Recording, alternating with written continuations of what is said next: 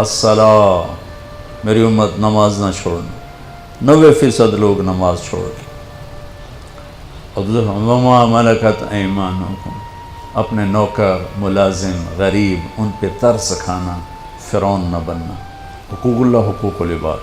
حقوق اللہ میں نماز سب سے اعلیٰ، حقوق العباد میں غریب سب سے اعلیٰ، تو ان کو سمیٹ کر پورا دین بتا دیا۔ الصلاۃ، میری امت نماز نہ چھوڑنا۔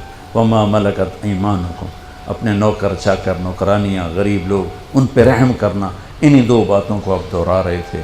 پھر آواز کمزور ہوئی تو کہا الصلاۃ، الصلاۃ، الصلاۃ، نماز، نماز۔ پھر آخری لفظ سے اللہم الرفیق الاعلی، مولا تیرا ساتھ چاہتا، اور اللہ کا امر پورا ہو گیا۔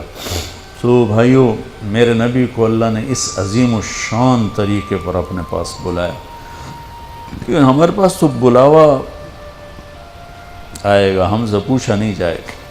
تو سمجھدار وہ ہے جو موت کی تیاری رکھے، نادان وہ ہے جو آخرت جیسی چیز کو بھلا دے، اور یہ دنیا کے ٹھیکروں کے پیچھے اپنے ایمان کو گنوا دے، عزت آبرو ضمیر کے سودے کر دے۔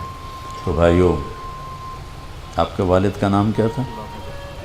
غلام حیدر صاحب موت کا پیالہ پی گئے، یہ محمود صاحب بھی پئیں گے، یہ طارق جمیل بھی پیے گا، یہ سارے پئیں گے، لیکن بھائیو اس طرح موت آئے کہ اللہ ہم سے راضی اور اللہ کا رسول ہم سے راضی ہے۔ ایسی موت نہ آئے کہ اللہ تعالیٰ کا دفع دور کر دو اس کی روح کو میرے سامنے سے۔ تو بھائیو، اس کے لیے ہم مرنے سے پہلے توبہ کریں۔ کسی کا حق مارا ہے واپس کرو، کسی پر کوئی ناجائز کیا ہوا ہے تو مرنے سے پہلے توبہ کر لو۔ نماز کی سستی ہے تو شروع کر دو، اور کسی سے لڑے ہوئے ہو تو صلح کر لو۔ اور یہ تبلیغ کا کام ہے جو بہت خوبصورت کام ہے، اللہ آپ کو ہمت دے اس میں وقت لگانے کی۔ تو صرف 3 دن بھی اگر